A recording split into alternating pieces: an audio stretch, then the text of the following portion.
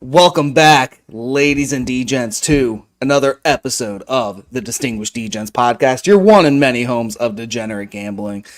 I am one happy motherfucker guy on the left. I am Steve, Big Bucks of Beta, coming off a big Thursday night football Broncos win. I am your co-host of this show. Joining me as always, it is my partner in gambling. It is the one, it is the only, Jason Money Mansman, or some people like to call him the guy on the right.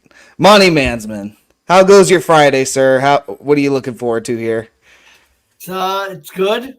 Thursday was very nice. This is going to be a tough week, I think. I think we might fight tonight. I don't know. Every week we say we're going to fight. We never fight. I think this is going to be a good show. I really do. And I'm glad you brought up, this is a very interesting week. It's going to be a hard week. I 100% agree with you there. So I'll give you three topics. I'll see which one intrigues you the most. You can kind of ramble from there. We have one. We already had one game. So we could start off talking about the Broncos victory against New Orleans with the Drew Brees induction into the New Orleans Hall of Fame.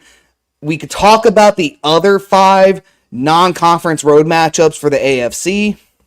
Or we could get into some really, really interesting divisional matchups that we got here. There's only going to be 2, but I actually think they're like one of the more interesting ones on the year, especially for betting purposes. So I don't know where you want to start, but I'll leave that up to you.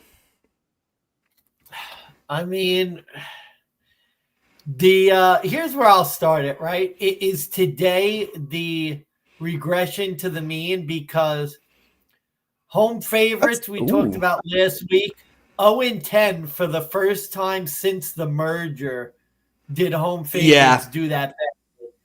And the question is, do the road favorites strike again? Are the home underdogs going to bounce back? That, to me, is the biggest question for week 7. The public, Joe Public, finally got a win. Can they? They got a big win. It wasn't just a win. The best betting week all year. One of the best betting weeks in recent history. I think, according to the Sports Betting Dime, they had, I think Public had went 11-2-1 ATS in terms of the betting. So if you were with Joe Public last week, you made some serious motherfucking money. A lot of my bets were actually ironically on Joe Public. This is my one warning, because there is a lot of those questions that I think we're going to have to address. Here's my thinking, and again, I always hear this from the other shows. This is the gambler's fallacy. Well, a lot of home teams won last week. Well, a lot of what was it? Home favorites, or was it home underdogs that covered? A lot of road favorites hit. That means a lot of home underdogs have to hit this week. There has to be. This is the same reaction gamblers get when they go to the roulette table and they just see black, black, black, black, and all of a sudden you go, okay, red's got to hit at some point, and it's like, well, in theory, yes, but the gambler's fallacy of like, well, I've seen it 5 times, it now has to hit red. Well, that's just not true. The odds are actually stereotypically the same. It's the same per spin. That doesn't change. The only difference here when it comes to sports betting and football is like when you track the trends, especially as closely as I do, you don't change the trend just because it's a new week and because one week that trend tended to be very popular. If anything, I would advertise you maybe roll that trend into the next week and just keep going until the trend starts correlating back to the mean, like you said. So that's my opinion of it, but very tough week. There's a reason why the sharps who take points so much are sharps, and why Joe Public bets for fun. You know what I mean? So yeah, Public had a winning week last week, but that doesn't necessarily mean it's going to keep up moving forward. And let's be honest, the first 5 weeks it was underdogs like nonstop. Oh, and Joe Public was getting murked every week for the first 6 weeks. You know, Joe Public literally losing record after losing record. 1 week, they bounce back hard. So, and this is the week, too, that a lot of these books, and especially a lot of these games, you saw some really early movement. And then a lot of the books have just stood firm on most of these games. The times they have moved the line since, they've immediately regressed it back because they just were taking money on the other side. So I think it's going to be a very interesting week for Vegas. I think it's going to be a very interesting week for Joe Public. But overall, we really do have a lot of good football games coming here into week 7. And I know the Thursday night football matchup last night was not necessarily the greatest, but I'm happy as a Broncos fan. It was good for our picks. Like, we did very well. That is true. That's a good segue. So I'll jump right into that, and then we can go into your next topic. But yeah, Broncos 33, Saints 10. Broncos as the non-conference road favorite. They covered the 2.5, no problem. Tough heartbreaker story for you, Money Mansman. Yeah, I had a couple plays here, but some of them riding on this over. I think it was 29-3 with 4 minutes to go.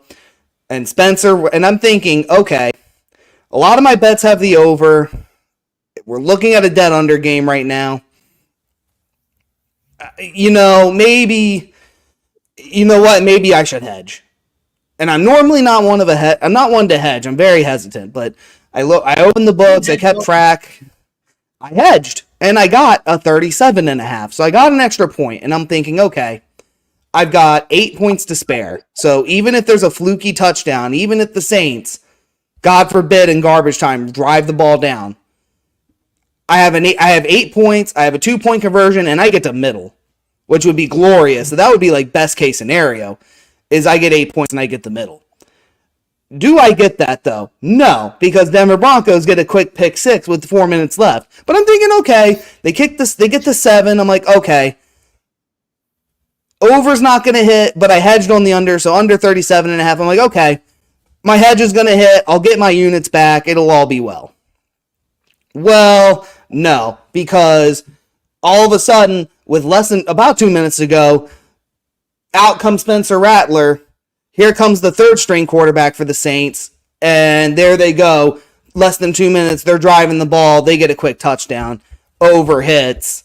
I'm now out 1.5 units, and I essentially break even instead of actually profiting, and getting a half unit profit for the day. So tough heartbreak there, but we're coming into the week. We're still breaking even, but we got the picks right. That's important to me. And as a Broncos fan, I mean, I don't really have much to say. It was a very ugly win, but very easy when the other team is a no-show. That's really just all it comes down to for me. Yeah, not much to say. We had the handicap right that the Saints are a dead team walking, and they're not going to be bettable until Carr comes back. Like, how? That's the thing. Like, we think that Carr is bad, and he is. But, like, compared to a legitimate, like, XFL quarterback, Carr is pretty good. Like, the Saints are dead. Alvin Kamara played the live bet under at 61.5, and he had 2 rushing yards the game.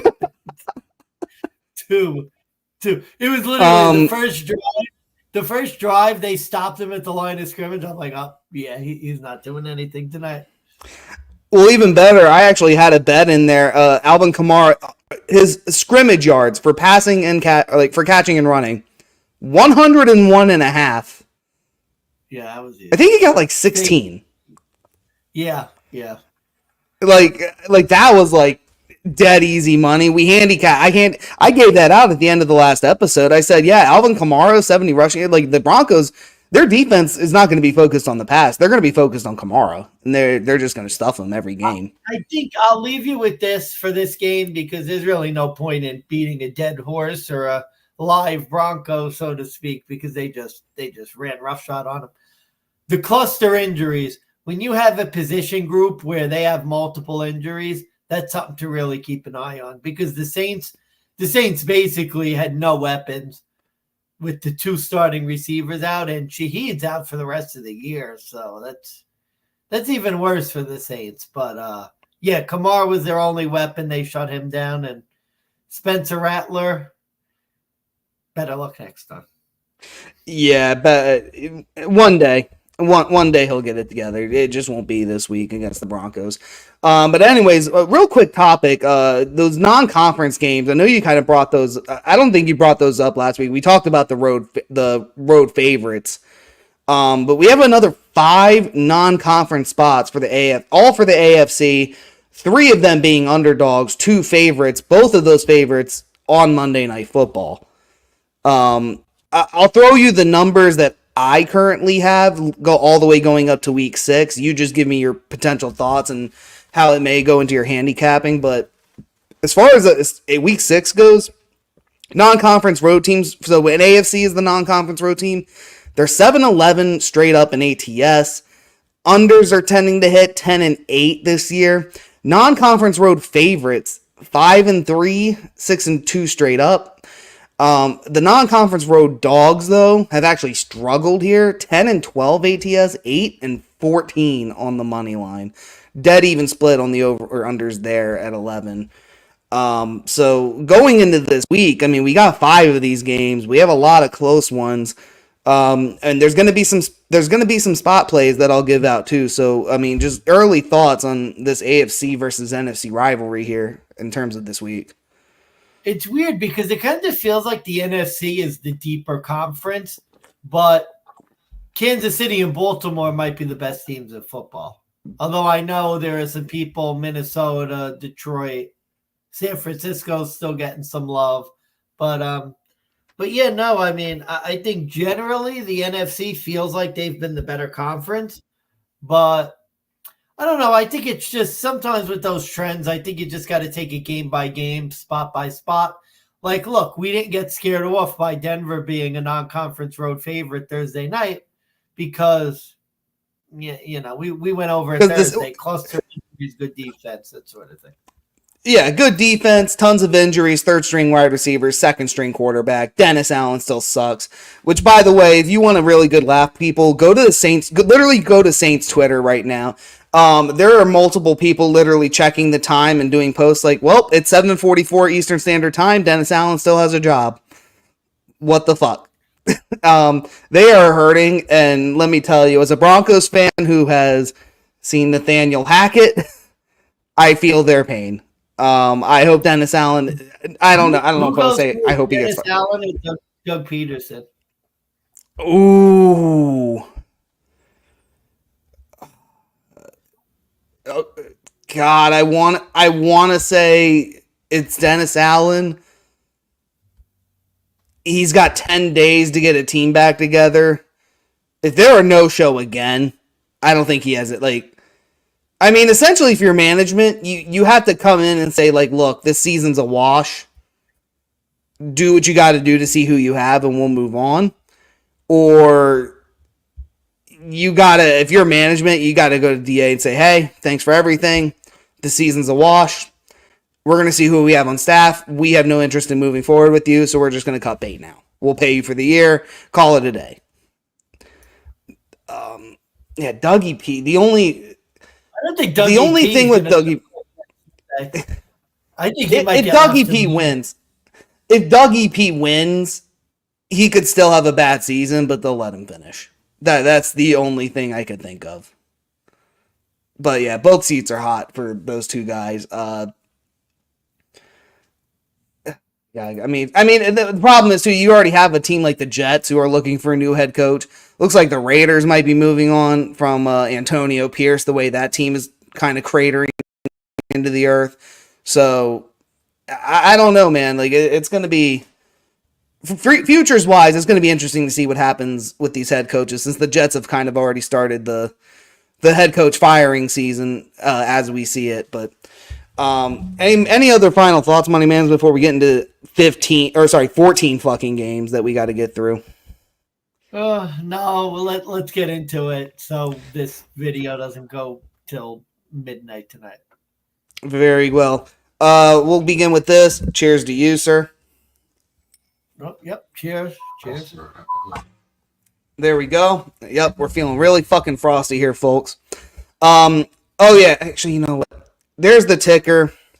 Real quick though, for those of you who've been checking out our buddy Vitrell's podcast, I was his week 7 guest this week, so make sure after you tune into this episode, you go onto Podbean and make sure you check out the Dynapros Fantasy Podcast, where I'm going to come in for his part 2 right after this. So make sure you follow up with our show. Go check out our buddy Vitrell for fantasy football advice. As you could see, I'm so bad at fantasy, I didn't get invited. That's not true. You did get invited. You just never replied, but that's okay. You are more than welcome. I'm sure he'd appreciate it. But yeah, let's get into this. So we got 14 games. We already went through Thursday night football. We now got to go back to London. As we mentioned with Dougie P and these Jacksonville Jaguars, they're a 5.5 point. Do we really have We do. We really do. We have to start it off with this shit. Jacksonville, 5.5 point. Technically now they're the home favorites. They're minus 270 on the money line. Patriots are plus 220. Over-under is set at 41.5 total points. Patriots have lost 5 straight. Each team is 2-4 ATS. Each team is 1-5 on the record. Jacksonville getting 57% of the money, but the bets are split down the middle at 50%, shockingly, Mansman. So I went first with the Broncos game. The honors are yours to kick us off on this show. I know you're just so excited to wake up at 9 in the morning for another London Jaguars game with the New England Patriots at that. This gives me Buffalo vibes when we were sitting there at a bar 9 in the morning, 10 in the morning, drinking and eating wings. It was freaking the Patriots. That's right. It was Patriots Colts at 9 in the morning in Buffalo. God, I wish I was watching this game in Buffalo compared to freaking here. That's for sure. This game's gonna suck. Ready? Here's my genius handicap. Okay. How can you lay 5.5, 6 points with the Jaguars at this stage? I mean, I know New England sucks, but like, how could you lay points with the Jaguars at this stage of the game? Like, I think Doug Peterson is a game away from being fired. He might honestly be fired after the London trip anyway, to tell you the truth. I just, to me, this is a square ball donkey handicap, but to me, it's real simple. I basically have like 2 of the worst teams in football playing. Their seasons are both over. I've got a rookie quarterback on one side. I have a team second week in London on the other side. Like, number one, don't play this game. Like, there's got to be some prop plays that you could play. Like, I heard the Drake May rushing. Now, that's I'd be a little scared of that because of the knee injury. But the Drake May rushing props, maybe that's something you could look at. Maybe you want to play the ATN unders. Although ATN might be out now, so forget that. Yeah, ETN might be out. Oh, yeah. That's why I don't get the Dino Pro podcast. All in all, this game sucks. I'm not going to waste any more breath on it. You shouldn't play it, but if you're going to play it, I can't endorse you laying points with the Jaguars ever, especially after last week where the Sharps were all over the Jaguars and they lost by 7. No reason to do it. Yeah, by the way, so on the Dynapros podcast episode, we actually talked about this game, and we both had a real big warning. D'Ernest Johnson is getting over 50% fantasy pickups in leagues. That is the dumbest fucking pickup I think I have heard in a very, very, very long time. Honestly, it might be worse than the year Odell Beckham Jr. got picked up in a lot of leagues. I think it was like 2 years ago, and then he never played a game. I was one of those donkos that did it, like, just to stash him, but, like, never ended up playing. D'Ernest Johnson in 3 seasons of football has never finished higher than running back 33. But let's pick him up and keep him on the bench. You know, let's waste a space, I guess. But I'm with you. I can't. This is, like, for me, a perfect teaser leg when it was 6.5. 5.5, honestly, even better, technically. Tease the Jags down to a plus 1.5. I could see the Jags winning this one, truthfully. They've had the extra week in London. The Patriots, I mean, look, they are better with Drake May, but they still got their asses kicked to a Houston team who was on the road, had no business putting up a 41 burger, but did. The Jags defense has just looked so bad, too. Caleb Williams, another rookie quarterback, threw for 4 touchdowns on this team. So I'm with you. I can't endorse laying 5.5. Like, the Jags are a tease. Money line play, really, but minus 230. I want no parts of that. It's literally like throw this in a teaser if you get the 6 or the 5.5. I mean, you could, but there's probably better options out there at this point. One prop play I do want to give out though. The Patriots defense has been horrendous. You can get plus 120, I think, right now on DraftKings. Trevor Lawrence to throw for 2 touchdowns. He's done it in 3 straight games already, even in garbage time. I kind of like that. Yeah, I could. I mean, it's tough because I could see, although I don't think New England's going to win, I think New England's going to keep it close. I do too. This to me looks like ugly ass London 4-point backdoor cover type game. Yeah, exactly. Like this to me screams like 17-10. New England drives with 4 minutes to go. They kick a field goal. Like, it just seems like that kind of fluky fucking game. And with that said, I have the under in this game as well. I have, like, no hope for these teams. Remember when we drank for Vikings-Jets and had a good time? This is the type of game, like, you drink because you're miserable. This is a game that, like, when you drink and watch football at 9:30, you question life. You're questioning your morals. You're questioning, like, God, like, should I just be going back to church at this point? Should I, like, go get help? Because, like, that's how bad this game probably is going to look. I have no fucking faith in this game. But, yeah, under 42.5. It is a London game. I know last week hit the over. No thanks to Jacksonville, though. And honestly, I don't know if New England's 21 was a fluke or not last week against the Texans. A lot of it was garbage time. I don't know what they're going to do this week either. So, this is a dead ball under game for me. Jags and under is a play. The more that I think about it, though, the more I'm thinking like Jags money line, because I'm just thinking like, well, I kind of like Trevor Lawrence 2 touchdowns. I wonder about the Jags over here. And it's like, if I start thinking about that prop play, like, don't get me wrong, spread wise, I don't know, maybe spread wise, I should go with Jacksonville minus the points. See, I just don't like the 5.5. I don't really like the 6. If this was 3.5, 4, like even 4, I'd say, yeah, let's take a chance. But 5.5, it's like, do I want to take a Jags team to beat anybody by a touchdown? No, thank you. Like, I have no. Yeah, the point is don't play this game. We'll see who I end up putting in on the contest. That's true. Speaking of, we will have the contest out on our Twitter page, x.com/DeGents podcast. Make sure you like, subscribe, and follow us on YouTube as well. And make sure you enter our contest where we have a money line and a spread contest. Beat us both and get number 1. You'll win a free bet off of us. All right, moving on to the next game, 1 o'clock Eastern Standard Time. Oh, shit, we have to start with this one. Okay, it is Danny Dimeball returning home to the New York Giants. They're catching 3 now. They're plus 146 on the money line as a home underdog to the Philadelphia Eagles, laying 3, minus 174.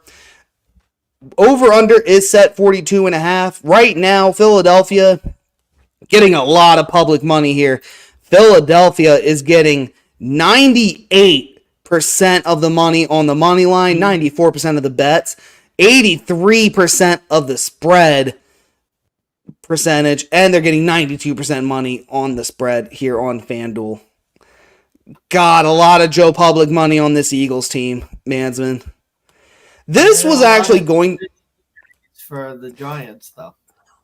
Yeah, this was going to be my fade of the week. I changed it at the last minute. There's a lot of trends that actually go against me here especially regarding Daniel Jones and this New York Giants team. I know they just lost their one offensive lineman. Malik Neighbors should be coming back, though. The Giants have lost 5 straight at home against divisional opponents. A bigger one is that divisional road favorite who has gone 10-1 straight up this year. Last week they went 4-0-1 ATS, 5-0 4-0-1 ATS, 5-0 straight up. That does depend on if you got the Bills under 3 or not. In that case it's 5-0 ATS, but like I said before, this to me is like, I know you don't normally want to like chase the dog lines just because favorites had a big week last week. I just personally kind of like the spot for this Giants team who is getting Malik Neighbors. They're going up against the Eagles team whose head coach is busy gloating and fighting fans over a 16-20 win against the Browns. Where look, I get it. You like if you're an Eagles bettor, you held the Browns to 3 field goals. The only reason it was so close and it was a 10-point swing was because of that block field goal. But instead of another 3 points, there goes 7 to the other team. But it just felt still like a phony fucking win. Even with that last second field goal. And I feel like if it was any other team, the Eagles would have lost that fight. They would not have won. And I get statistically Jalen Hurts had a decent game, but he had a decent game against like one of the worst teams in the league. Now we're ready to run back to the sports book, and it's like, well, Eagles are 3. They were 9.5 last week. They didn't cover that, but now we get a 3. Let's go run and do it because that's a lower number now. That's what this feels like to me. If you're an Eagles bettor, no offense. Not sure I want to run and do that. I don't know if I want to follow suit with Joe Public on this one. By the way, I know the Detroit Lions teams, like there's a trend with teams who face the Lions the week after, they tend to lose outright in ATS. It's actually a lot worse if you look at this Cleveland Browns team. Their teams playing the Browns are 1-4 ATS. That one cover was an underdog. They still outright lost 0-5 straight up. And the Giants, who, again, look, last week they lost in a primetime spot. They normally lose. They're back home in a 1 p.m. spot against a divisional team where they've won 3 of the last 4 against Philly at home. One of those was like a week 18 fluke. I get that, but the Giants defense has held teams respectably as well. Like they're holding teams of 21 or less since week 2. They held Joe Burrow to 0 passing touchdowns. And I think the Saquon Barkley revenge spot, highly exaggerated. So I'm taking the 3 with the Giants. I did bet it at 3.5. I would bet it again at 3. I might wait till closer to game time. See if Vegas moves the spread half a point. See if you can get the better odds. Yeah, this is a tough one because like I said, this is a tough week. I really wanted to fade the Eagles. And I thought the Giants line was going to be higher, but it's probably right where it should be. Like if you look at the Giants compared to the Eagles, like the Eagles have a negative point differential. They haven't been all that good. Like you look at the game against the Browns, okay, maybe a bit of a phony final, but they won by 4. That win against the Saints is aging like spoiled wine. That's not a good win anymore. 15-13, I think that was like. Yeah. When people thought the Saints were good, that started the Saints coming back down to earth. So they haven't been great. I still think they're overrated on the power rankings. I think they're overrated in people's minds. Here's my thinking. I want to play the Giants here. My concern, Giants 0-3 at home. Giants have not been good at home the past few years, especially under Daniel Jones. I don't know what it is. They just haven't been a good home team. My concern with this game, though, is for the Giants side. And I think that's the side I'd probably play.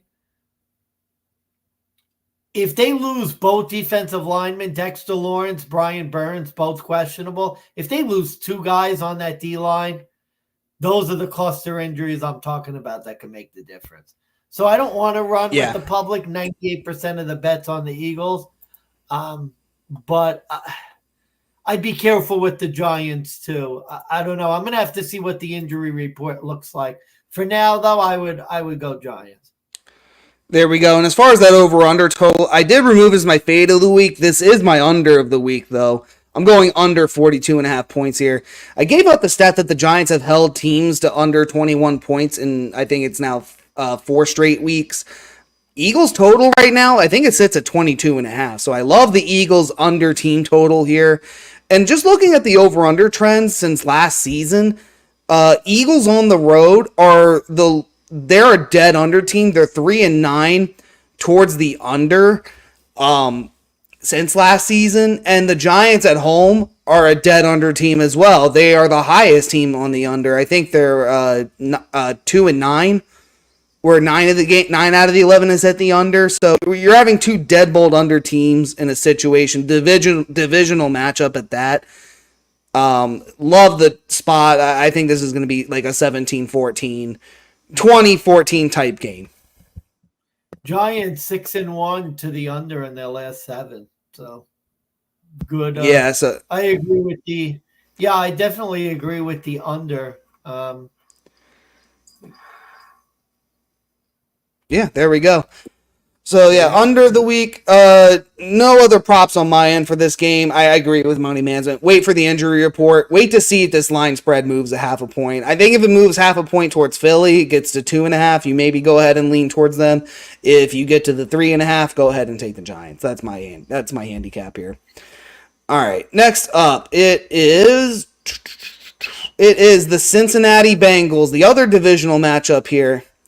The Cincinnati Bengals laying 5.5. They're minus 255 on the road against none other than Deshaun the misogynist Watson. Plus 210 on the money line. Over under is 41.5. Cincy, 84% of the money on the spread, 79% of the tickets. Cincy minus 5.5. What the fuck is going on with this Browns team? I've sent you a few clips over the week. This guy's doing worse than Jamarcus Russell. You could take every Browns quarterback in the last 20 years. Watson has the worst stats out of any Browns quarterback ever, including the Hugh Jackson years. God, this just feels so trappy. That's my early take. Mansman, give us your thoughts on this game. This is one that, again, playing a little differently than I did to begin the year. Being a lot smarter, I think. Trying not to outthink myself. This, I think, one, you're bucking the trend. I think it's 8 straight now. Cleveland has beaten Cincinnati in Cleveland. I think you try not to outthink yourself, and you just say, what have the Browns done to make you think that they can be competitive in this game? Their defense is average. Their offense is terrible. And since Sheldon Rankins has come back for the Bengals, I've heard this stat. They are second in the league defensively in YPP the past 3 weeks since Sheldon Rankins has come back. This different Bengals team, I still don't think they're that great. Although 2-4 plus point differential suggests that maybe their, the record doesn't reflect how good the team's been. I just think this is one where you look at the trends, you look at the number, you're trying to find a reason to bet Cleveland. I hear sharps continuing. This is the week for Cleveland. They always beat Cincinnati. This is the time. It's now the 7th week where we've heard that this is this is the time for Cleveland. I don't think it's the time for Cleveland until Deshaun Watson's out. They just lost Amari Cooper.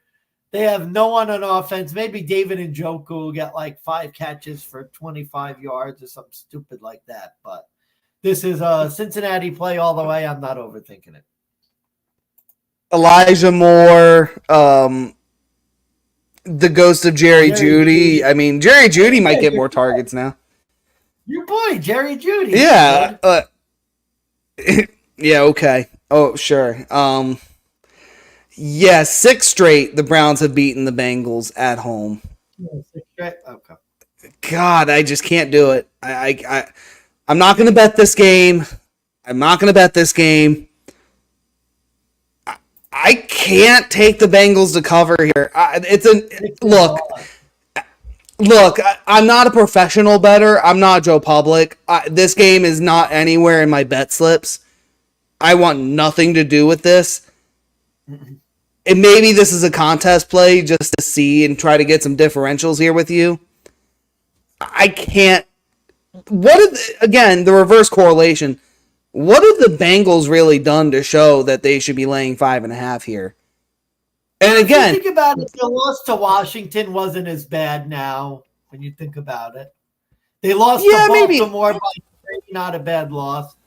They lost to Kansas City at the last minute. Yeah, like they played better than Cleveland. We're not going to talk about week 1. They played better. No, I don't know where they lost to Jacoby Brissett. Yeah, we can not talk about that. I mean, that was really I'm not going to keep using that excuse. the spot play says to take Cleveland. I think sharp bettors have a lot of good points in why you should take Cleveland. I just don't see any good points to take them. I just see spot play points, which is like situational, trendy bullshit. But if you are a football guy who actually watches the games, you want nothing to do with Cleveland. I just don't think as a bettor I want to lay 5.5 with the Bengals. I'd lay 2.5. I'd lay 3.5. I don't know if I'd lay much more than that here, to be honest with you. Like, I told Vitrell this, the host of the Dynapros podcast. I said, he said, start all your Bengals. Bengals are must starts this week. And I was like, I wouldn't be so sure. I don't think Burrow has very good numbers against Cleveland. Keep going. I'm going to look that up. Yeah, Joe Burrow, actually, he's progressively gotten worse the longer he's been in the league in games in Cleveland. I think his first game he threw for 3 touchdowns. The next one he did like 2-1 with 1 pick. The next game he had like 2 picks, no touchdowns. He's gotten like progressively worse. And no offense, but I was like, Jamar Chase, like, I mean, I guess you have to start him. But he's like, yeah, start Zach Moss, start him, start Zach All. And I was like, you are fucking out of your mind. Like, this is a bad spot for this Bengals team. And I'm just telling you now, like, you could be right, and I'll let you have it if that's the case. Don't come crying to me if the Bengals get their fucking doors blown out here, because it's just a weird spot play situation. And, he's actually gotten progressively worse. He's actually gotten progressively worse against the Browns. 1-5 in his career, 86.4 quarterback rating, 259 yards per game, 10 touchdowns, 5 interceptions in his career. Yeah, it hasn't been good it's like for some reason Kevin Stefanski I think has just figured out Burrow's game, and he just knows how to play. So like again, like if you have a gun to my head, I'm taking the 5.5, but I'm not happy about it. What's your over/under play though? I gotta ask, because this one I had a hard time going back and forth on. What time? Where it's 41.5. Yeah, I just wanted to make sure. I'm going with the over because, again, this isn't the same Cleveland Browns defense. No. And I think the turnover potential is always there in these games, where I think you could get 30 from the Bengals, and then all you need is like 13 points in garbage time to get it done. So I would go over here. I'm going over as well. I think it's a step down in class in terms of defense with this from the Giants to the Browns. Bengals are on the road too. I'd have to double check, but I think the numbers support that they might actually perform better on the road this year than at home in terms of points. More to the over Cincinnati this year. Yeah, in Cincinnati, they're like one of the worst pass defenses too. They're 6th right now in the league in yards per game. 146 they allow on average. That puts them just above New Orleans, Arizona, Carolina, Indy, and the Rams. 17th though in causing turnovers. So, Deshaun Watson pick incoming.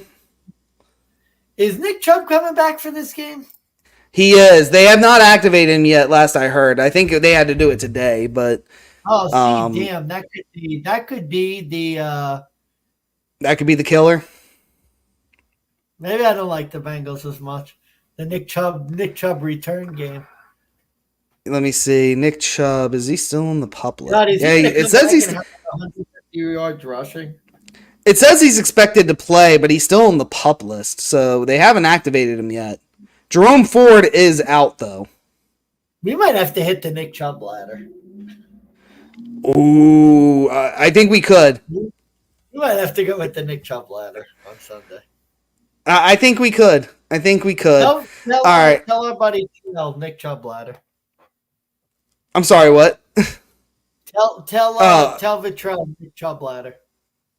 You got it. All right. Next up, Seattle Seahawks catching 3 on the road, plus 130. They're traveling to Kirko Thuggins and the Atlanta Falcons. Minus 154. Over-under is set at 50.5. As Kirko said in the press conference, walk in your trap, take over your trap. You have to someone's going to try and step into your house. They're going to try and take that bitch over. So you got to reverse it on them. This guy's getting more and more like Atlanta every week. Atlanta getting 67% of the money, 68% of the bets on the spread, according to FanDuel. Interesting numbers, though. Seahawks are 1-5 ATS this year, 3-3 straight up. 5-1, they're a dead over team. Not too much really to handicap here. This is like unfortunate for me because I'm finding myself on the side of Joe Public. I'm good with taking the Falcons here if it gets down to 2.5. Geno Smith has been actually very terrible against the NFC South since joining Seattle. 1-4 straight up in ATS. He only beat Carolina the second time around, including an 0-2 straight up in ATS record as a road team. The Seahawks in general have just been a very bad team. The Falcons, for what it's worth, have been doing enough to win games and win close games as it is. In a situation where I think offensively it's a toss-up, defense is kind of what it breaks down for me here. Seattle's defense is just not reliable, where we're 7 weeks into the season. They're constantly giving up 20, 30 points on average per two opponents. So is Atlanta's, though, and I think that's a good justification for Seattle to cover here. But the trends say that Seattle is 1-9 straight up, 4-6 ATS, and their last 10 is road underdogs. I immediately lost interest in trying to get cute with Seattle, so I'm going Atlanta. Yeah, it's one of those games where I really want to fade Atlanta, and I was really trying to think of a reason to bet Seattle. Like, I think Geno Smith's going to get his passing yards, but I have a feeling a lot of that's going to be in garbage time. Are any of those going to be to DK Metcalf, or is he going to be out of bounds, or is there going to be a penalty, or is he just, going to fucking find a way to not get the call? Game where Geno Smith gets like 100 yards passing in like the final 5 minutes of the game late. Like you said, yeah. I like your handicap, and it's kind of what I was thinking about this game. I don't want to take Atlanta. I really want to fade Atlanta. But you look at the Seattle team, who have they beaten? Bo Nix. Denver week 1. The Skylar Thompson. And beat the Patriots at home in overtime. And Bo Nix. Those are your wins. Let's see what happened when you play decent competition. Detroit, skewered. The Giants, I wouldn't even call them good competition. Obliterated. And then, what was it, last week? San Francisco. They played San Francisco. And another game where basically no chance to win a 95%er. So, with that being said, I think I think you're right. There's only one way to look in this game. I think you got to look Atlanta. Yeah, over under 50.5. A lot of sharps have been hitting the overs on this one for this week. I don't fault them. I'm riding the trend on this one. And according to FanDuel too, a lot of the money is actually going on the under 51.5 here on Fan. 76% is going to under 51, 85. So I think Joe Public is kind of expecting a burnout game from Kirko and from Seattle, but no offense. You watch these defenses. The numbers really high. Maybe because the numbers are high. Yeah, but watch these defenses. They're not that good. I mean, Tampa Bay, Atlanta, that was a game. New Orleans, remember, that was a bad beat for New Orleans where that was a game they should have won. They won it in overtime. That was a 50 burger right there. 26-24. Geno's good in a dome. Yeah, I have a good feeling about this game. I think this is a good progression spot for DK. He's had two straight weeks where he's had a lot of tough calls go reversed his way against him. So I think this is a week we see him bounce back. I love the Geno over passing yards as well. Kirko too. I love Kirko on the over on the passing yards. Seattle on the rushing props. I'd be careful with your Bijan and Tyler Algier until you get a little more consistency there.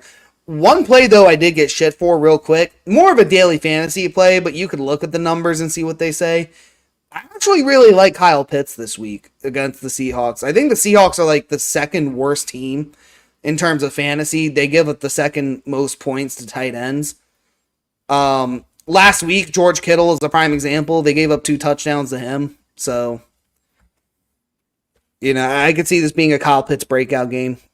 That's all I got, though. Do you have anything else? It could be. I actually liked Kyle Pitts last week, and it worked out. So there you go. All right, yeah, so we're both on the over there. Sorry, go ahead. No, yeah, I think I have to go over too, just because, like you said, it feels very trappy. Like they set a high line, but like a couple turnovers, couple big plays. Seattle's defense has been dreadful against real competition. Yeah, I think you got to go over. There we go. All right, moving on. We got another divisional matchup. It's the Detroit Lions. No Aiden Hutchinson. They're catching a 1.5 now. They're plus 108 on the money line still. This got up to 2.5 at one point. Now back down to 1.5. Vikings home favorite minus 126. Over under is also 50.5 points. Detroit public dog 76% of the money on the spread, 69% of the tickets. Money Mansman. I don't know if I'm getting cute here. I don't know if I like this, but I don't know what else to call this. I don't think it's a Barney Bester. I don't know if this is a square, like a sharp square. Maybe it's a home run homer. It's risky, and I'm probably overreacting to the Lions being dominant in the last 2 weeks, especially with that big Cowboys win. Vikings, they have a look-ahead Thursday night game. They are coming off the bye week. The Lions' defense is still a threat, last I heard. I know Aiden Hutchinson being out kills that, but I don't know how much it kills it. The Vikings O-line last week, or not last week, 2 weeks ago to the New York Jets, they gave up 4 sacks to the Jets. And the Lions have won 4 of their last 5, I think now it is, against the Vikings, if I'm remembering correctly. They're now a 1.5 point dog. A dog spot where Detroit as an underdog has gone 8-3 ATS since 2022. They're 17-8 ATS after a win. 10-2 ATS on the road since last year. Oh, and 7 straight covers against this Minnesota Vikings. Ladies and gentlemen, boys and girls, now is the time to fade the Minnesota Vikings. Really, like, if there was a spot where I told myself, like, yeah, I'm fading the Vikings next week, it was against the Jets in London. That second half. I didn't know if the game before that with the Vikings, it was a fluke where they almost gave it up to, I don't think it was Green Bay, but they had another game where in the second half where they almost blew it. I was like, maybe that was a fluke. It's Green Bay. And then they almost did it again in London to the Jets and Aaron Rodgers. I just think if you try this shit with Detroit, they're going to take the lead and then they're going to beat your ass with it. I mean, you saw the mollywhopping they laid on Dallas. Dick them down, as they would say. So, yeah, I'm taking Detroit. I got them on the money line here. I actually got it early. Didn't grab it at the 2.5, but I got the early money line. I think I got it plus 120. Yep. I guess we're not going to fight because this is my fate of the week, Detroit Lions. Let's go. I'm hearing all the sharps getting suckered into Minnesota. The big thing I think people are missing, Aaron Jones. What is his status in the game? He might play. Is he going to be limited? We saw this Vikings offense with a limited Aaron Jones. They really struggled. If he's less than 50% or just about 50%, I have sincere concerns about this Minnesota offense. And look, the Brian Flores defense is getting a lot of love, but, Jets offense ain't that good. Green Bay, Jordan Love, first game back off of injury. The Niners, the Texans, those were good wins. Like, I don't want to completely discount Minnesota. I think they're good. But Detroit might be the best team that honestly the Vikings are playing up to now. They're coming off the bye. They have the Thursday night look ahead. I think this is a great spot for Detroit. Catching points, to me, this is a no-brainer. Detroit catching points, best ATS team past 3 years. You got to go with Detroit. Oh, speaking of look ahead, one thing I forgot with Atlanta, which made me hesitant to play them, they play at Tampa Bay next week. Big look ahead this week. I might actually Seattle. I forgot about that. I was wondering why I was looking at Seattle. That was the big thing, the look ahead to Tampa. Okay. But yeah, I think the Vikings have a look ahead as well. Thursday night football on the road. I think this offense struggles. I'm with you 100%. Going with Detroit. Yeah, I mean, even if it's a close first half, if you really want to be cute, if you have any faith, I would play my stereotypical one team first half, the other team to win. I play Vikings first half and then Detroit to win, get even extra money. To be honest with you, if you really think Detroit no shows. Didn't this seem like a big overreaction to the Hutchinson injury? Like, oh wow, I guess Detroit sucks now. I mean, that was my initial thought when this line opened. I think Aiden Hutchinson's worth half a point. I think this really would have been a pick 'em at +1, -1. Vikings are undefeated. They're at home. I think the number's right. I don't. This isn't like a Chewbacca line by any stretch of the imagination. If anything, I think it makes total sense. I would put, if this role was reversed, if Detroit was at home and Minnesota was on the road, wouldn't this also be a 1.5 point game just in favor of the Lions here, by 1.5, not by much? And we will probably be saying, yeah, we're going to take Detroit because of the same reasons we just said here in the other way. It's just, well, now we have on top Detroit's at home. Maybe they're not a dog, but they're home. And you're getting less than 2 points. The way I'm thinking of this here is, real quick, the way I'm thinking of this here is just, we're getting them as a dog. Don't overthink that. And I think you're seeing Sam Darnold is slowly but surely getting closer to becoming a pumpkin. He had a bad second half in Green Bay. He didn't play particularly well against the Jets. This also to me reeks of under. The line's 50.5. But I've seen Detroit win games like this 23-10. I've seen them do that before. Yeah, we saw that when they played the Cardinals, and I think it was a 20-10 game there. I have over 49.5. We're in a dome. That's really what it comes. We're in a dome.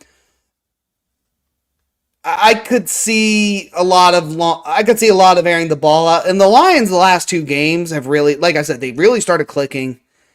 Their offense is really getting it together. Even if they shut down David Montgomery, there's Jahmyr Gibbs. Well, if you shut him down, there's Sam Laporta. Okay, you shut him down, we're just going to air it out to Jameson Williams. Oh, you want to shut him down? We'll throw 10 slants to fucking Amon-Ra St. Brown. Oh, you want to shut him down? Okay, well, guess what? We have a Tim Patrick who's actually a pretty deep, God, he's looked so good on Detroit. I'm pissed Denver got rid of him. I love Tim Patrick. Yeah, I thought he was really good. But Tim Patrick's, there's just so many weapons on this Detroit team. They're going to get the points. The question is, can Minnesota keep up? And I think they could. I mean, Minnesota has enough weapons. But yeah, without Aaron Jones, the question is going to be, can they score enough to get over this total point? So I would, if you want to try to get cute, maybe you bet the Minnesota team total under now. And then if they do play, maybe you play the team, the game total over. Try to get a middle maybe. Or, if Aaron Jones does end up starting, you leave it as is. I don't know. But you could try to get cute that way. Yeah. I think you'd be careful because these are the games that people like to bet that may not necessarily be the best picks on the board, but I really think you got a chance with Detroit here. I know it's a public dog, which I don't like. I seem to always be on the public dogs, but this one really feels good. I really feel like the Vikings are the Bills come and do, so to speak. Yeah, I'm with you there. All right, next up, we have your Buffalo Bills they're coming back home after a 3-game road stint. They're 8.5-point home favorites, minus 480 on the money line. Welcome back, Josh Allen Jr. and the Tennessee Titans, aka Will Levis, plus 370 on the money line. Over-under is set 40.5. Bills are a very big public team this week, 87% of the money on the spread for the Bills, 77% of the tickets. Management, it's your team. I give you the honors. What is the state of your Bills at this point? So Sean McDermott still has a job. That's not good. No.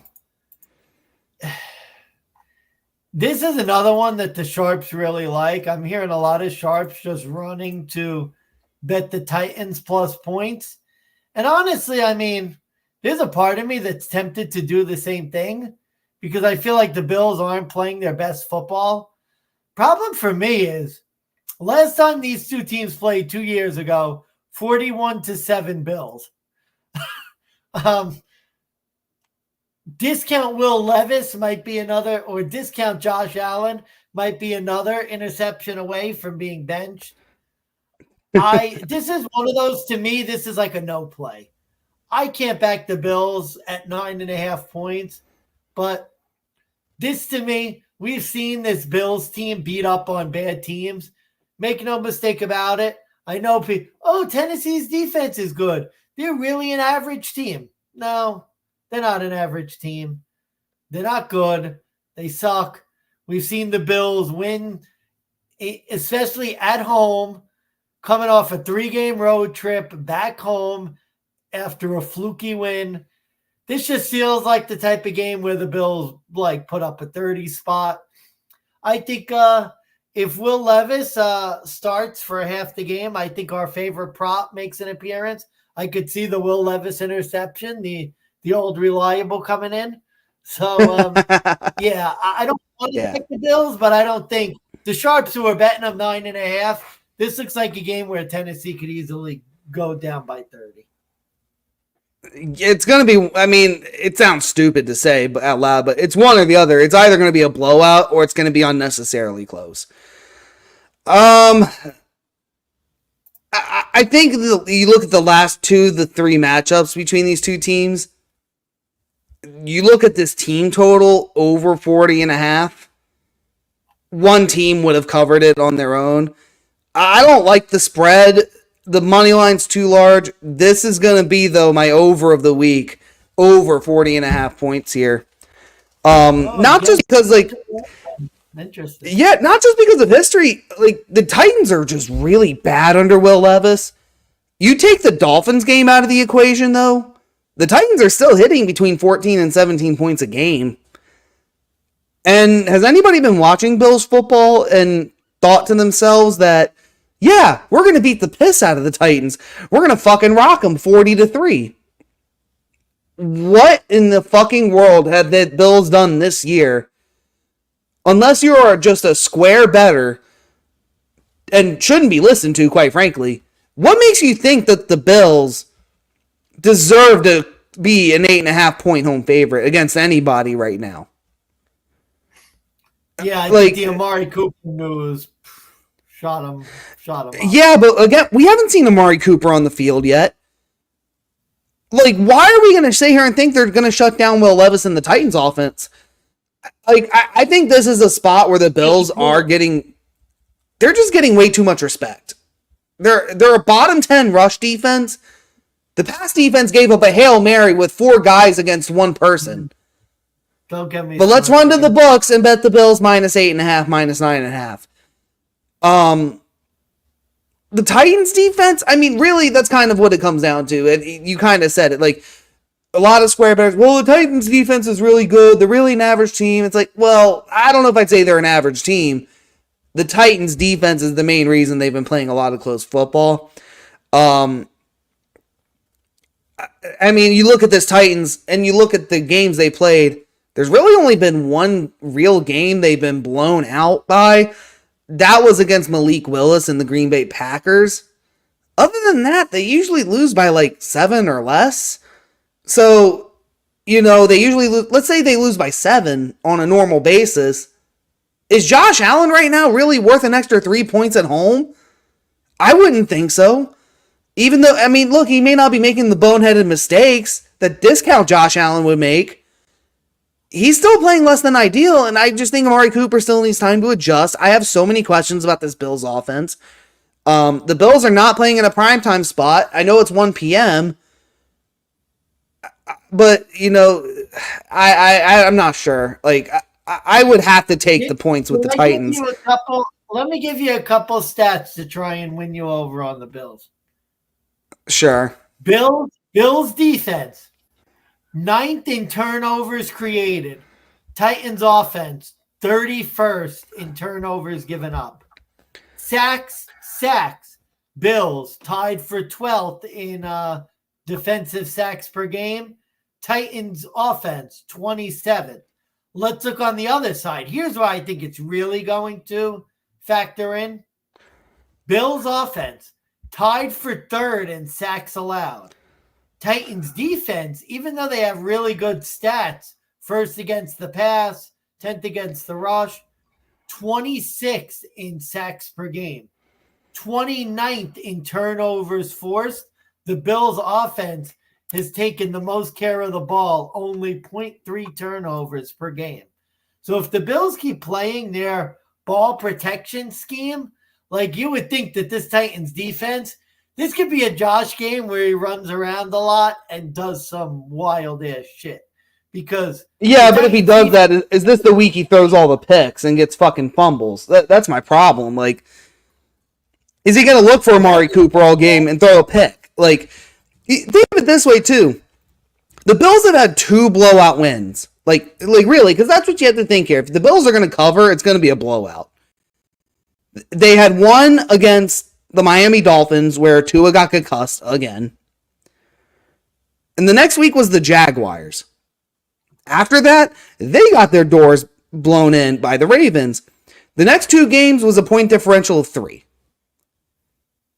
But let's go run and take 8.5. They hung in against Houston. That wasn't. They had 3 straight road games. I mean, here's what I'll say. I agree with you that I think the number is high, but I think people have, as quickly as they went on the Bills bandwagon, 3-0. The Bills are going to the Super Bowl and they're wonderful. Literally, they lost 1 game to the Ravens. Oh my God, the Bills are really like terrible. Like they're a below average team. Like I think they're somewhere in the middle. They look to me like in the second tier of the AFC. You are the same guy who at least waited 2 weeks, but by week 3 on the road, they win against the Jets. You're calling for Sean McDermott's head. You're the same guy. Just he's a terrible coach. He's terrible. He sucks. And I don't think the Bills are like the worst team in football. I'm just saying they're not going to win a Super Bowl. Oh, by the way, Josh Allen's stats this year: 13 total touchdowns, no picks. Yeah, I don't know. I think the total is a wash, though. I mean, based on trends, based on the Bills, like the Titans are going to get 14-17. Can the Bills get another 21? Like, I mean, 17? What is it got to be? 33, 34, 34-17. Is this the week for a Bills D special teams touchdown? Get a pick on Levis? Maybe. I don't know. Yeah, it could be. I don't know. Like, I just see a lot of garbage points coming in. So over 40.5 for me. That's my play. I endorse. Yep. All right. Next up, garbage game of the week, aka donkey shit. Indianapolis Colts laying 3 at home. Anthony Richardson, welcome back to the starting quarterback role. Joe Flacco, get your ass back on the bench. Minus 158 for the Colts. Dolphins, plus 134. Road dog, plus 3 points. Over-unders 43.5. Colts, 72% of the money, 73% of the tickets. Mansman, are you ready for my genius handicap for this game? Yes, what do you got? Well, I've done very well in these spots. I'm actually going against my normal rules in terms of a best bet. However, this is going to be my fade of the week. I am fading the Sharps on this game. I am taking the Indianapolis Colts -3 at home with Anthony Richardson. Look, here's the reasoning. I've done very well with this logic. It's done me well. I've made money. I'm going to keep rolling with it. You want to fade Indy? You hate Anthony Richardson? You're like Money Mansman? You hate a certain type of quarterback that scrambles a lot and maybe has a persuasion? That's fine. You want to fade the spot? You think Joe? Wait a minute. Whoa! Nothing to do with his persuasion, whatever that means. I'm just saying Anthony Richardson, Kyler Murray, Lamar. I mean, it's not a good track record, bud. It has nothing to do with that. Just saying. I know. I'm just saying. I'm just saying. That doesn't help. All right, fine. Okay, but okay. Out of those three, you hate Anthony Richardson. You think he's a bust. I think that's fine. No, I think you can. He's actually shit. That's fine. I could agree with that. Like, I think Joe Flacco should be the starter. That is true. I give everybody that. That is true. What is the other side of this coin that you are fading? When the flying fuck in the world has it ever been a good idea to bet on Tyler Huntley with 3 points, with any number really? Like what on earth? What the fuck? Like, why is this such a smart move with the Sharps? Why are we he beat a lowly Patriots team that was led by the ghost of Jacoby Brissett. Literally the last minute of the game. He's coming off of a bye week. Like, that's a reason. Listen, this guy is 4-7 as a starter. He's had 4 road games. He's never thrown a touchdown in any of those 4 starts. When has this been a good idea? Let's guys, I want to fade Anthony Richardson. I hate the Colts. The Colts are terrible. Their defense is trash. Yeah, I'm with you. So what's the... Well, they're going to play a ghost of a backup in Tyler Huntley. We're going to bet them +3. Well, there's an extra 0, right? +30. Probably shit odds, but, I get it. No. Just 3. Just a field goal. What? Have we seen this Miami team with Tyler Huntley? They haven't been good. They haven't done anything on offense. Tyreek Hill has literally lost all value in fantasy and in football and in all power rankings. All because Tua Tagovailoa is not his quarterback. I don't know. This seems like the Sharps are just getting itchy and fucking crazy to fade this Colts team. I don't think this is it yet. I really don't. This just seems like a Dumbo fucking logic pick. It just makes no fucking sense to me. So I'm going with Indy here. I can't back Miami. Not with Miami on the road either. See, this is just like a pure hunch play for me, which is why it's not anything big and it's stupid. I just have a weird feeling Miami's going to win this game. Tua's been out. It feels like they should be completely dead. But this division is so bad. That factored in with Richardson coming back. I don't know. I got a weird feeling that Miami might win. I think I'm going to go with Miami. It's not a good pick. I'm not betting anything on it. Certainly not at +3. Probably not even. No Jonathan Taylor either. Have a weird feeling. Jonathan Taylor ruled out for the game. Feels like a weird spot. Yeah, it just feels like a weird spot to me where Miami's coming off the bye. They've got new life as a team. If they could find a way to win and get Tua back, their season is alive. I don't know. It's just a weird spot. I just got a feeling about Miami. You want to bet on a guy who's never won. You want to bet on a guy that's never won on the road. Okay. You want to bet on? Could he throw a touchdown? Can we start there? Could the quarterback throw a touchdown on the road? If he can do that, I think your logic makes sense. Did he just hand off to Miami's running backs who are supposed to be good? Maybe, but If that's all the Colts have to do, I think the Colts still. I know Indy's bad. The Colts defense regression has to hit 18th in scoring, but they're 26th and 31st against the pass and the rush, respectively.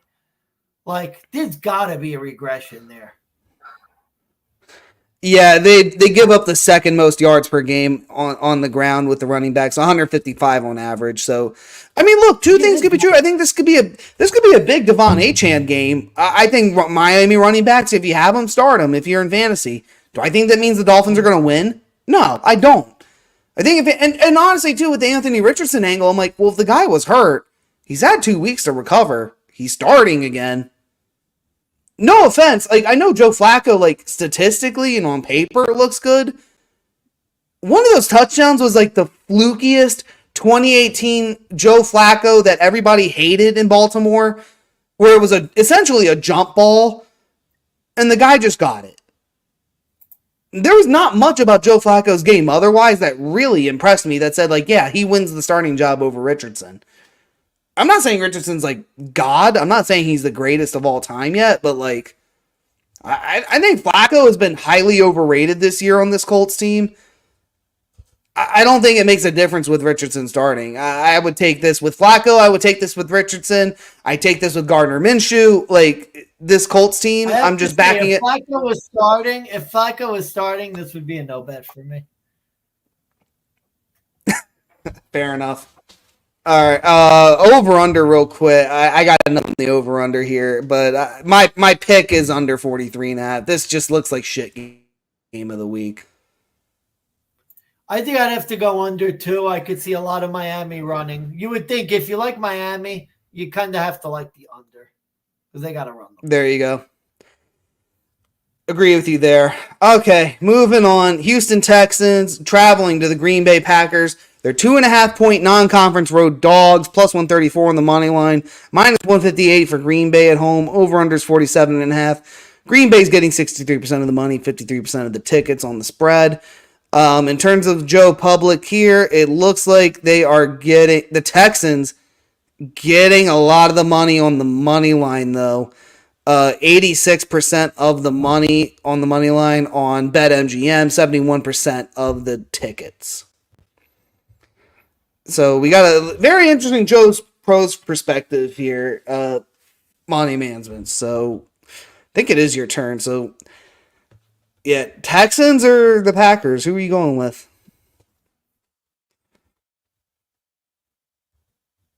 Well, it's not one of my favorite plays, but yeah, I am finally. It's time to fade our good friends, the Houston Texans. This is the time to do it. Really tough road spot. I'm going with the Green Bay Packers here at less than a field goal. I think they got. When you look at sort of the games that they've been winning, look at the teams Houston has beaten: New England, Jacksonville, Buffalo in a game that they almost spit away at home. Chicago. Jacksonville was a game they had to catch up. They had to play from behind and catch up too, by the way. Yeah. This is the big step up in class game for them. And when you look at it, think of the comp. The closest they got to a team as good as Green Bay, Minnesota, on the road, they got their doors blown off. This, to me, is Packers all the way. The Packers have lost 2 games by a combined total of 7 points. Packers at home. I just think this is a very good spot to fade the Texans. I think that, I think the Packers get it done here. I think this could be a close game. I heard some sharps talking about the under in this game. I think if you like Green Bay, you kind of like it to go under. Maybe one of those like 27-20 type games, that sort of thing. But yeah, I think Packers under is the play here. I think it's time to fade the Texans. I think they got very lucky against the Bills. I think they very easily could have lost that game. And other than the Bills, who again maybe a little bit above average, they've beaten nobody. Yeah, not much really to add on to it. I'll throw some quick stats. I'm also backing Green Bay here. Packers are 3-0 straight up in ATS against the AFC with Jordan Love. Those three were Packers as the underdog. This is the first time he's actually a home favorite against the AFC.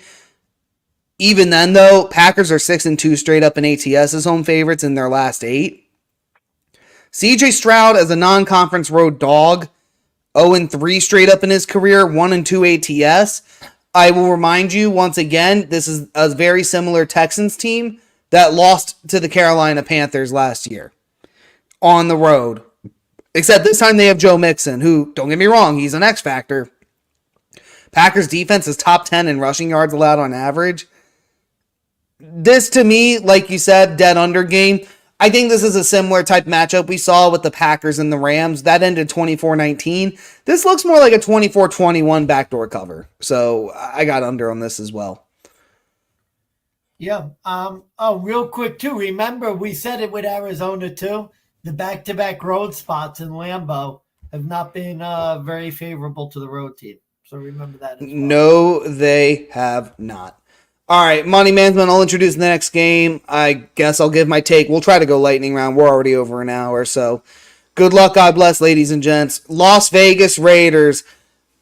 Aiden O'Connell, I think, is starting again. Why, I don't know. Plus 260 on the money line, 6.5 points. Traveling to the LA Rams, minus 320, coming off the bye. Rams, 84% of the money, 73% of the bets. Ready? Here's my handicap. Here's what's going against me. The Rams have failed to cover 3 straight off the bye. Here's all the things going for me, though, if I take the Rams. They've covered 4 of their last 6 at home against AFC teams. They're 4-2 ATS, 5-1 straight up in their last 6 as home favorites. The Raiders have failed to cover 4 of their last 5 non-conference road spots. They're 3-6 ATS since 2020 as non-conference road teams. If you are a Raiders bettor, how do you have faith in Aiden O'Connell? How do you explain yourself? That's what I keep coming to. It's gross. It's a bad number. I hate it. Cooper Kupp should be coming back. I'm going with the Rams. Well, as a Raiders bettor for multiple weeks now, let me explain myself. No, I'm not going to do it. No, there's really nothing to say. The Raiders traded Devontae Adams. They look to be a complete mess. They can't run the ball. And since they can't run the ball, their offense is one-dimensional. They don't have a good enough passing game to be one-dimensional. I think Aiden O'Connell will keep him in the game because he doesn't turn the ball over a lot. So I think if the Raiders' defense could not get completely gashed, they'll be in the game. But this looks like a 14-point Rams win. I think the only way to look in this game is the Rams at this juncture. I really want no part of it. I don't think the Rams are good either. Seems to me like a bit of a drop in competition for the Raiders, quite honest with you. But Raiders are not playable at this point. Yeah, can't agree anymore. Over under play real quick for that game. It's set at 43.5. I lean over on this one just because I do expect Matt Stafford to actually try to make Cooper Kupp shine. I know not even on the player props angle, but a different angle is Kupp has been out for a while. I know there's a lot of incentives that come to mind, but Stafford has really been hurting at the receiver side where he's been looking for guys, haven't been as good, so I know he's going to be targeting him all game. So, like the passing over yards, I like Cooper Kupp catching ladders. I expect this to be a dead over game. This could be the one where the Raiders lay down and die. Could be. Yeah, I myself, it's I don't know. The Raiders shouldn't be 6.5-point dogs in this game. They'll probably have a home field advantage, but I don't know if I could. I don't know if I could justify putting money on the Raiders. We'll see when I bet. There you go. Carolina Panthers, 8.5-point road dogs, plus 380 on the money line. The biggest dogs on the card. Over under is 51.5. They're traveling here to the state of Maryland to go up against the Washington Commanders, a.k.a. the Commies, a.k.a. the Redskins, a.k.a. the football team. Washington Redskins, go f*** yourself. Yeah, I got nothing for this game. It's the fucking Carolina Panthers. No, I want nothing to do with the Panthers. I have a couple stats I can give out, but I'm gonna let you go if you have anything because I'm I not think. even going to bother because think about it. It's the same handicap every week. Carolina has cluster injuries in their front seven. Washington wants to run the football with Jaden Daniels and the running backs. Like Bijan Robinson, Tyler Algier had career day. There's no reason to even look to Carolina. A sharp actually bet on Carolina this week. Who? Why?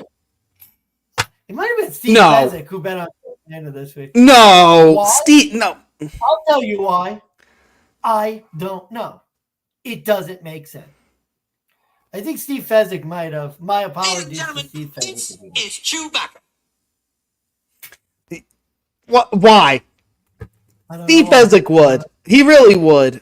I mean, I don't know if he did. My apologies to Steve Fezzik if he didn't, but that's fair. Yeah, we'll do better Carolina. research. All right, here you go. Washington 3-1 against the Carolina Panthers since 2018. They're 6-2 straight up in ATS against the NFC South in their last 8. That's all I need to know. That's all I need to know. Yeah. Nope. All right. Next up, it's the Kansas City Chiefs. They are a road dog, non-conference road dog, +1.5, +108 on the money line, going to the San Francisco 49ers, -126 for the Niners, with extra rest off the Thursday night win against Seattle. Over-under is 47.5 points. The Kansas City Chiefs are coming off of the bye. Chiefs are a public dog this week, 70% of the money, 68% of the bets. All right, Money Mansman. This might be your time to shine. I think you're a big Chiefs stat guy. Last I remembered, you love to give this one out, especially with Kansas City off the bye. So if you have the numbers in front of you, go ahead. If not, I'll just go ahead and give my handicap. I have to find. Why don't you go ahead? I'll find the actual numbers. I have to update. Sure. I have old numbers. I think. Okay, that's fine.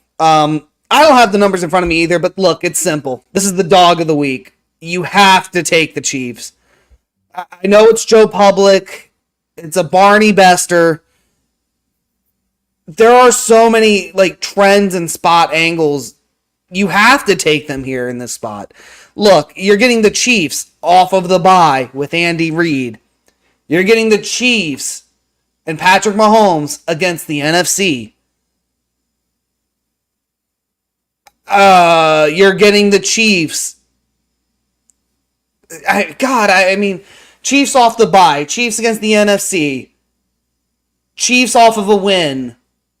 I could go on. Chiefs against San Francisco, I think is a trend too. I hate it because, I watch these two teams. They actually tell me they're probably on equal footing, but here's the difference. San Francisco is probably outperforming their expectations at this point. The Chiefs are underwhelming and underperforming their expectations. So I get why maybe you would want to go with the Niners, but I'm not fading Mahomes as a dog. Done that before. Lost a lot of money that way. Faded. I'm not taking the Chiefs off the bye. I think they've only lost one under Andy Reid ever. It may have been last year. The over-under is a bit crazy, too, 47.5. It's the same total as the Super Bowl, but no Christian McCaffrey, no Isaiah Pacheco. The Chiefs' offense still really has no identity. I think they're playing with house money and Juju Smith-Schuster. This is a dead under game for me, but could be wrong. The Niners could show up. I think if any team could do it against the Chiefs, it would be the Niners. Might be the Lions, too, but... Mansman, if you got those numbers, I'll hear them, but this is Chiefs all the way. Here was the number I was looking for, and this is the one that matters. Andy Reid, 21-4 off the bye. Yep. Why are you going to do that? You know what? No, I'm not going to do it. I'm going to save it and be my donkey dog of the week later on in the show. So I'm not going to make this. Oh, boy. Kansas City all the way. I think it's important to remember, too, this is not the same Niners team as last year. This is a 3-3 Niners team that, let's be honest, got their doors blown off by Minnesota lost to Arizona 2 weeks ago, and they're favorites at home against the 5-0 Chiefs coming off a bye. They lost to the Vikings. What are we doing, folks? This is stupid. This is, I mean, I don't want to say it's too easy, but I almost feel like the Sharps again, trying to be too smart, the Super Bowl revenge angle. I know the Chiefs lost to the Eagles last year in a similar spot, but remember that Chiefs team, they weren't playing particularly well. It was a rain game. This coming off the bye in San Francisco against a team that has not performed up to snuff. Yeah, I don't think the Chiefs have a letdown spot this week. This is the type of game as an underdog, they find a way to win. We've seen it a million times. I think they do it again. Give me the Chiefs plus 1.5.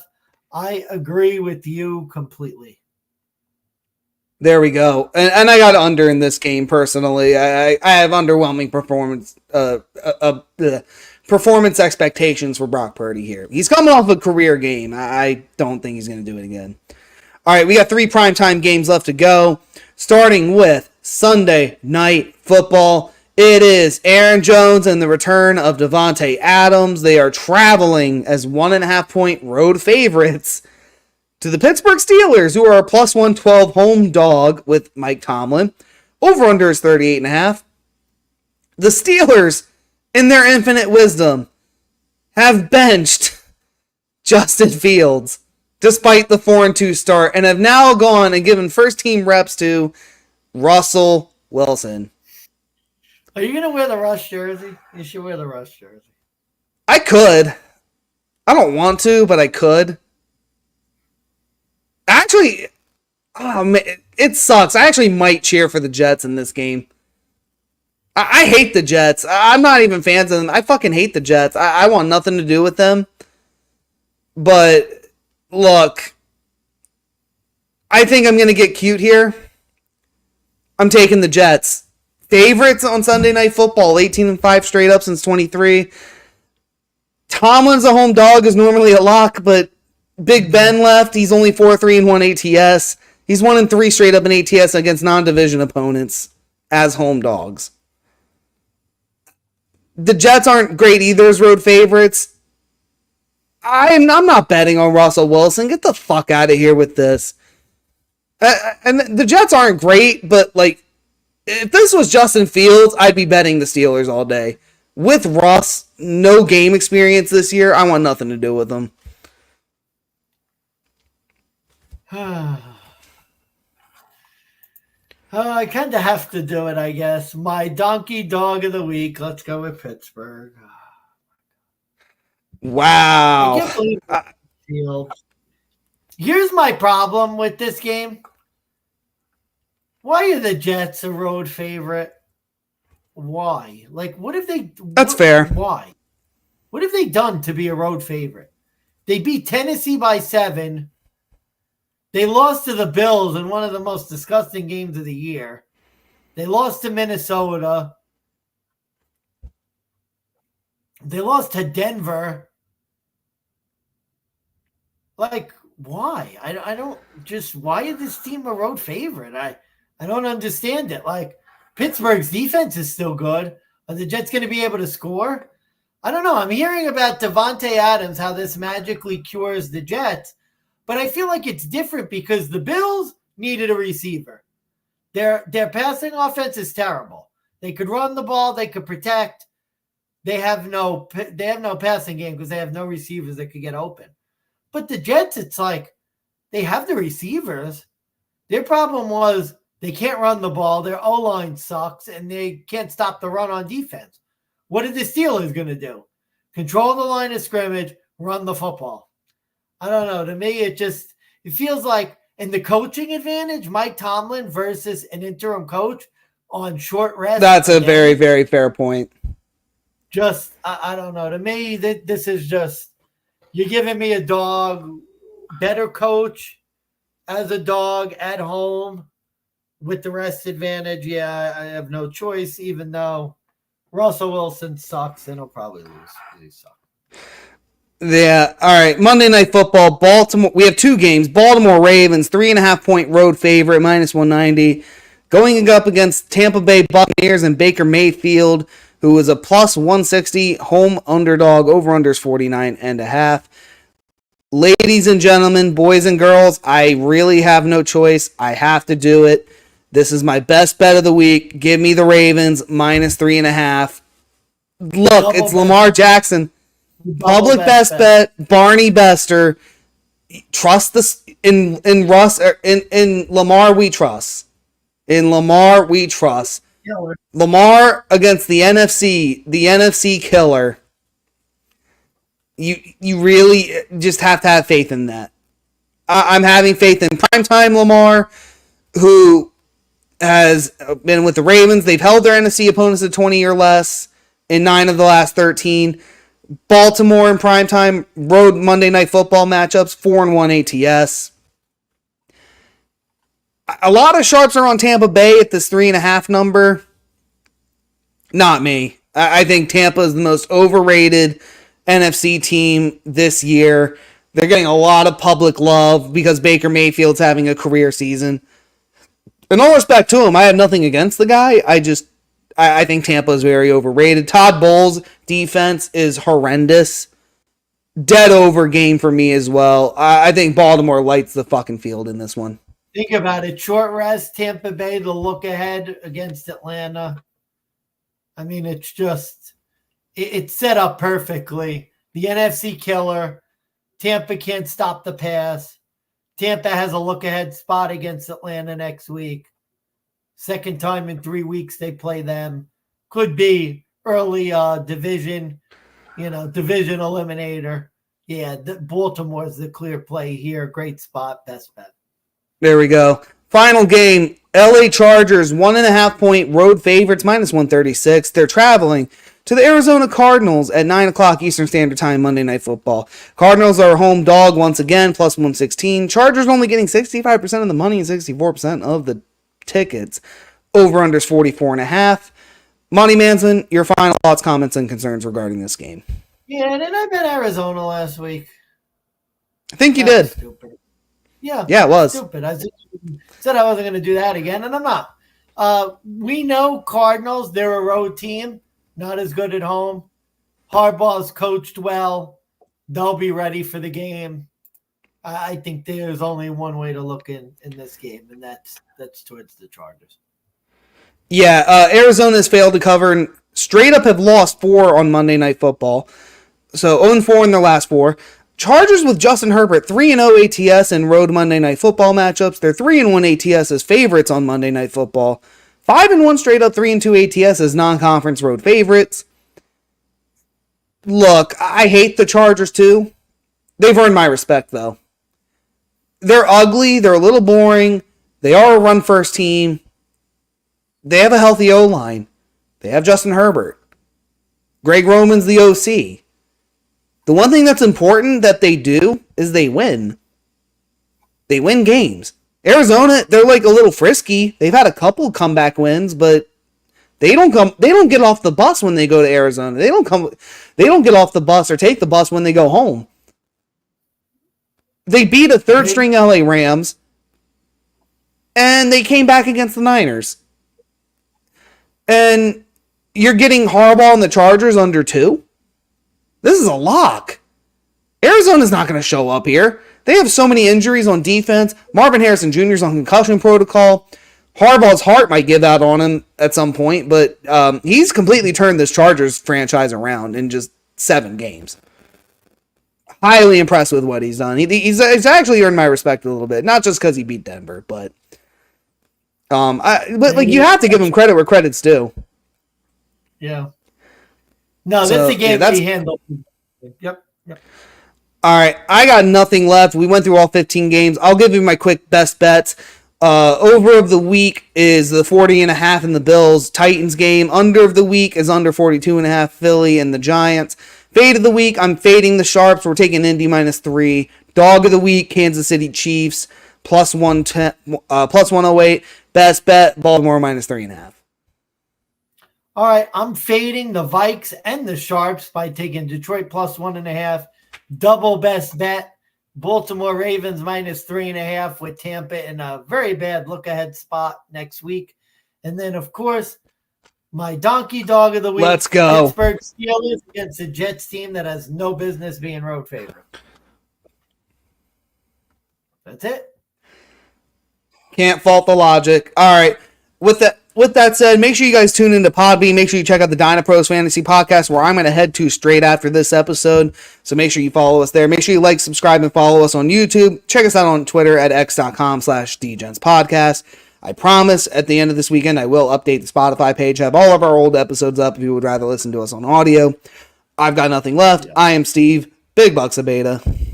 Money Management signing off. Give my best to Commissioner Trell.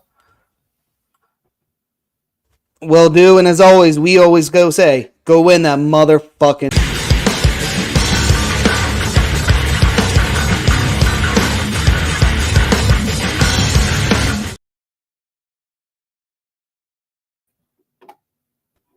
All right, buddy.